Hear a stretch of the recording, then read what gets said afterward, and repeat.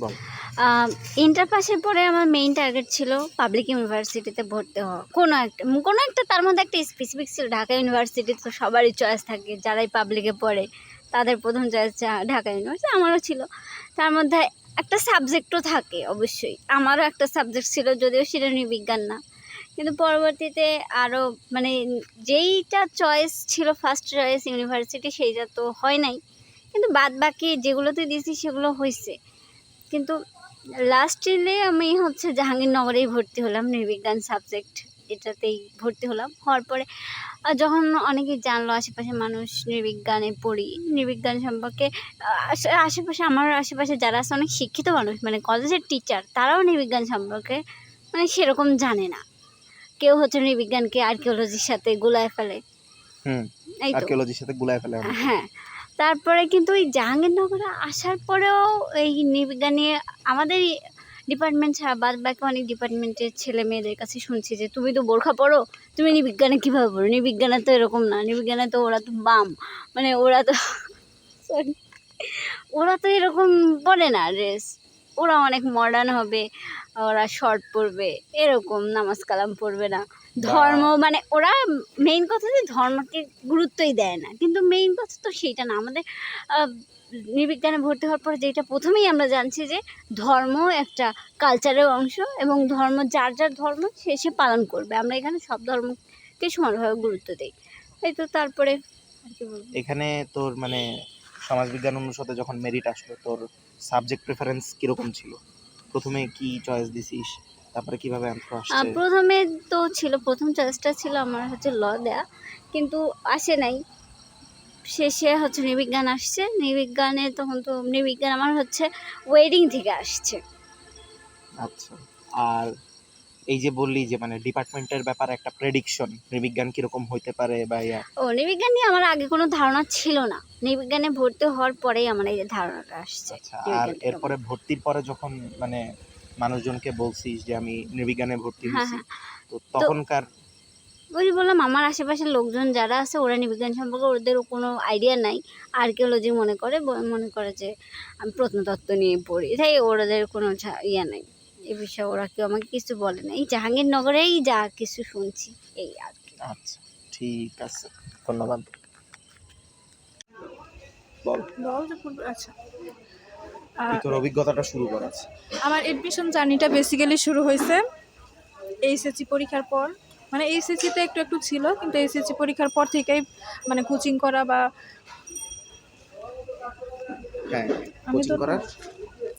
Coaching করা, তারপরে মানে কি করব। হ্যাঁ বল। আচ্ছা, তো আমার লক্ষ্য ছিল যে আমার প্রিয় সাবজেক্ট ছিল বাংলা, আর লতে মানে বাংলা ল এই দুইটাই ছিল প্রিয়। তো দুইটাতে পড়ার অনেক ইচ্ছা ছিল, তো ওই হিসাবে প্রিপারেশন নিচ্ছি। তো বিভিন্ন ইউনিভার্সিটিতে পরীক্ষা দিছি। ঢাবিতে দেওয়ার পরে মানে ঢাবির পরীক্ষা ভালো হয় নাই, এটাতে আসা নাই। তারপরে চট্টগ্রামের পরীক্ষা দিলাম, ওইটাতে সাবজেক্ট আসার পরে ভর্তি হয়েছি ইতিহাসে। ভর্তি হওয়ার পর যেহেতু এটা অনেক দূরে, পড়া সম্ভব না বা আসা যাওয়া সম্ভব না, ওখানে থাকা সম্ভব না আমার, তো জাহাঙ্গীরনগরেও সিরিয়াল আসলো, সাবজেক্ট চয়েস দিয়েছি, সাবজেক্ট আসছে নৃবিজ্ঞান। তখন থেকে আসলে নৃবিজ্ঞান সম্পর্কে মানে একটু ভাবনা যে আসলে যেহেতু সাবজেক্টটা পাইছি, সাবজেক্টটা কী। আর যেহেতু জানতাম আগে থেকে, মানে একটা পার্ট পড়ছি নৃবিজ্ঞানের সমাজবিজ্ঞানের অংশ হিসাবে, তো জানতাম, পরিবার থেকে সাপোর্ট ছিল সবার যে কোনো সাবজেক্টেই ভালো করা যায়। কিন্তু সবচেয়ে বেশি যেটা ফেস করতে হয়েছে, আশেপাশের মানুষরা এই বিষয়টা সম্পর্কে জানতো না, অনেকেই জানে না অবশ্যই এই বিষয়টা কী, সবার কাছেই নতুন লাগছে। এখনও জিজ্ঞেস করতে আসলে তুই কোন সাবজেক্ট নিয়ে পড়স, এটা কী আসলে। তো এখন যে কি মানে মোটামুটি এই যে পড়তেছিস অনেক দিন ধরে, তো কনসেপ্ট তো এখন তোর কাছে অনেক দিন ধরেই ক্লিয়ার।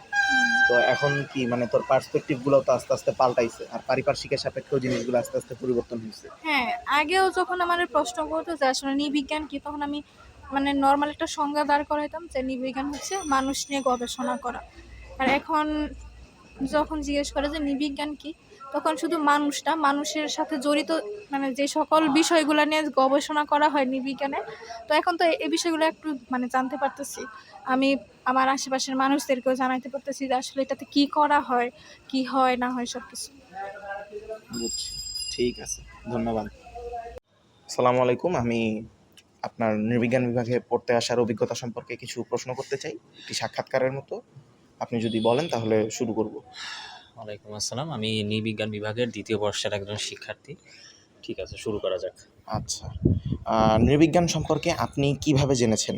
এই ডিপার্টমেন্টে পড়ার জন্য আপনি অনুপ্রাণিত হয়েছেন কিভাবে? আচ্ছা, নৃবিজ্ঞান সম্পর্কে আমি সর্বপ্রথম ধারণা পাই আমার বড় খালার ছোট ছেলে, যিনি ঢাকা বিশ্ববিদ্যালয়ের হেলথ ইকোনমিক্স থেকে পাশ করছেন। সেখানে তিনি মূলত ICDDRB নামে একটা প্রতিষ্ঠান আছে, সেখানে দীর্ঘদিন যাবত চাকরি করছেন। যার সুবাদে তিনি জানতেন যে সেখানে জাহাঙ্গীরনগরে নৃবিজ্ঞানের অনেক স্টুডেন্ট আছে যারা জব করতেছে। তো আমি মূলত নৃবিজ্ঞান সম্পর্কে বা এটা সম্পর্কে তার থেকেই ধারণা পাই, যদিও তিনি আমাকে প্রপার ধারণাটা দিতে পারে নাই, যেহেতু তার বিভাগ ছিল হেলথ ইকোনমিক্স।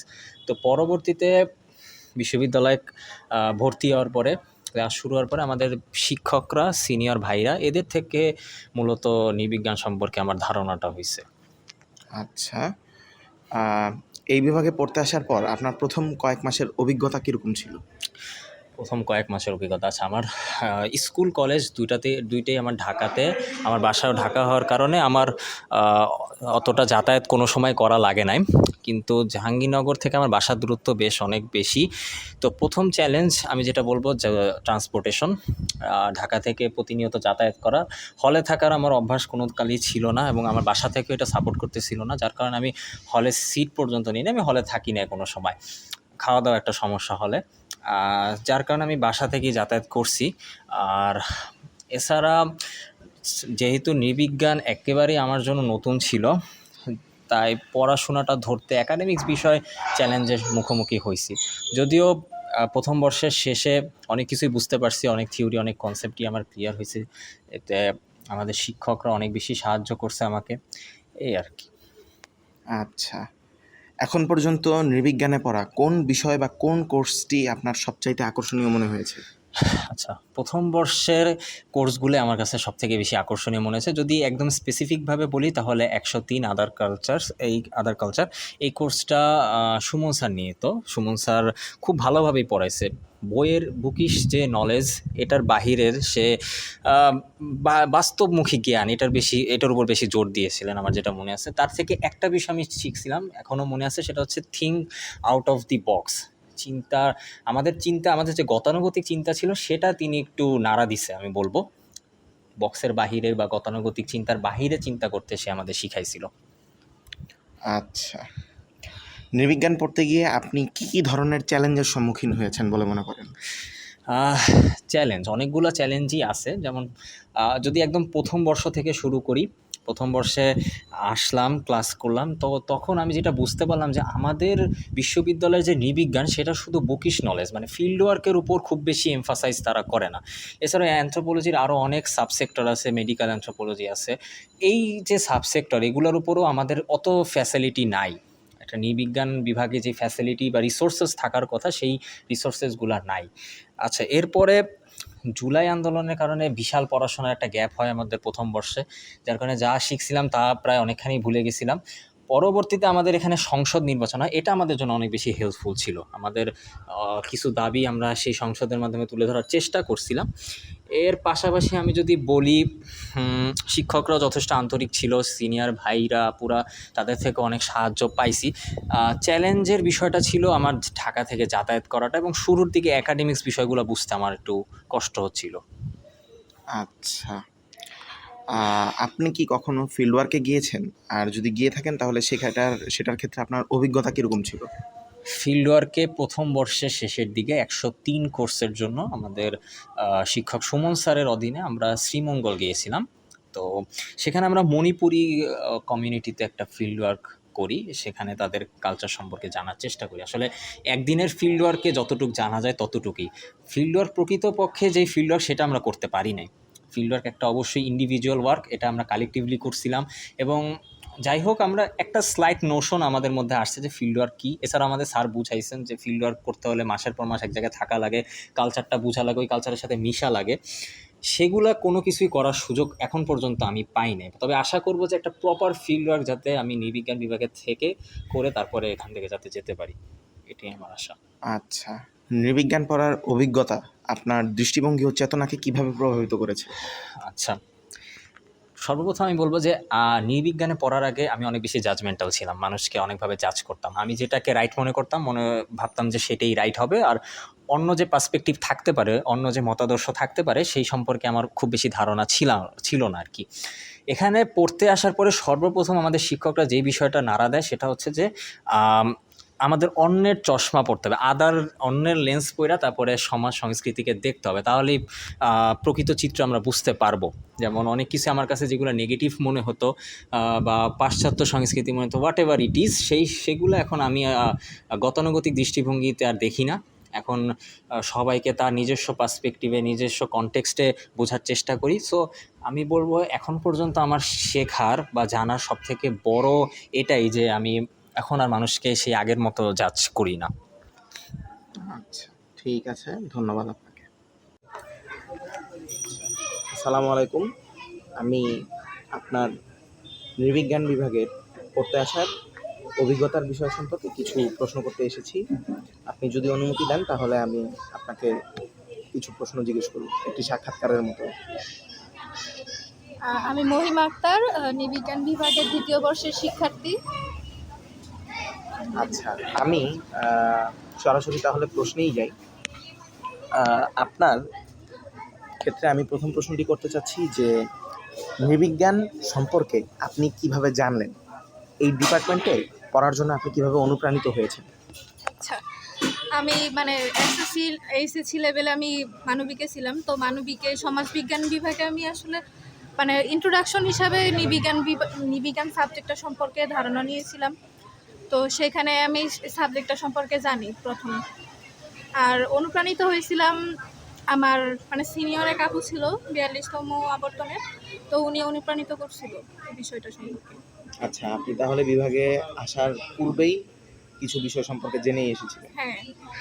আচ্ছা, এই বিভাগে পড়তে আসার পর আপনার প্রথম কয়েক মাসের অভিজ্ঞতা কেমন ছিল? প্রথম কয়েক মাসের অভিজ্ঞতা বলতে প্রথম ডিপার্টমেন্টে নাকি ডিপার্টমেন্টের বাইরে? সব মিলেই আপনি একটি আবাসিক বিশ্ববিদ্যালয়, সরকারি বিশ্ববিদ্যালয় যেহেতু পড়তে এসেছেন, থাকছেন, আপনার এখানে অল ওভার ডিপার্টমেন্টের ভিতরে অভিজ্ঞতা কেমন, বন্ধুদের সাথে সম্পর্ক কেমন, এই ডিপার্টমেন্টে যে এসেছেন এই বিষয়টি নিয়ে যে আপনি বিশ্ববিদ্যালয় পর্যায়ে পড়াশোনা করবেন, তো সব কিছু মিলিয়ে আপনার মানে পয়েন্ট অফ ভিউটা কীরকম ছিল এবং অভিজ্ঞতাগুলো? মানে ডিপার্টমেন্টে আসার পর অভিজ্ঞতা খুব ভালোই ছিল, কারণ টিচাররা খুবই মানে কোঅপারেটিভ ছিল। টিচাররা মানে সব টিচাররাই মানে একটু ফ্রেন্ডলি আচরণ করতো, ভয় তেমন পাইতাম না। ফ্রেন্ডরাও খুব ভালো ছিল। মানে আমি মানে একটু ইন্ট্রোভার্ট টাইপের, কিন্তু আমার বন্ধুরা খুব এক্সট্রোভার্ট। আচ্ছা, আর বিভাগে আসার পর যখন আপনি মানে আস্তে আস্তে আমাদের সাথে পরিচিত হলেন, মিশতে শুরু করলেন, মানে এরপরে আপনার ক্ষেত্রে পয়েন্ট অফ ভিউটা কীরকম হলো, পার্সপেক্টিভগুলো কীরকমভাবে কাজ করা শুরু করলো? মানে সাবজেক্টের মানে কথা বলতে গেলে প্রথমে তো একটু কঠিন লাগতো, বুঝতে অসুবিধা হতো। মানে যেরকম ভাবছি যে সমাজবিজ্ঞানের যেহেতু একটা অংশ নৃবিজ্ঞান, তো নৃবিজ্ঞানটা আসলে একটু সহজ হইব এরকম ভাবছি, যেহেতু মানুষ সম্পর্কে বিজ্ঞান। কিন্তু মানুষের পাশাপাশি এটার তো আরও মানে কী বলে এটাকে, ওই যে হোলিস্টিক অ্যাপ্রোচগুলো আছে, তো ওই সব বিষয়ে জানতাম না। তো যখন ওই সব বিষয়গুলো মানে জানা শুরু করি আর কি, তখন থেকে একটু মানে কমপ্লেক্স বিষয়গুলো আসতে শুরু করে। এই পর্যন্ত নৃবিজ্ঞানে পড়া কোন বিষয় বা কোন কোর্সটা আপনার কাছে সবচেয়ে আকর্ষণীয় বা ইন্টারেস্টিং মনে হয়েছে? Kinship studies. কিনশিপ স্টাডিজ, কারণ এটাতে আমরা বিভিন্ন যে জনগোষ্ঠী আছে তাদের কেস স্টাডিগুলো জানতে পারি, পাশাপাশি তাদের যেই সংস্কৃতির যেই ভিন্নতা, এইসব বিষয়ে জানতে পারি আর কি। নৃবিজ্ঞান পড়তে গিয়ে আপনি কি কখনো কোনো ধরনের চ্যালেঞ্জের সম্মুখীন হয়েছেন? হ্যাঁ, প্রেজেন্টেশন আমার কাছে সবচেয়ে কঠিন একটা বিষয়। আর মানে আগে প্রেজেন্টেশন দেই নাই যে এরকম না, প্রেজেন্টেশন আগে অনেক দিছি বা উপস্থিত বক্তৃতা এরকম দিয়েছি, কিন্তু প্রেজেন্ট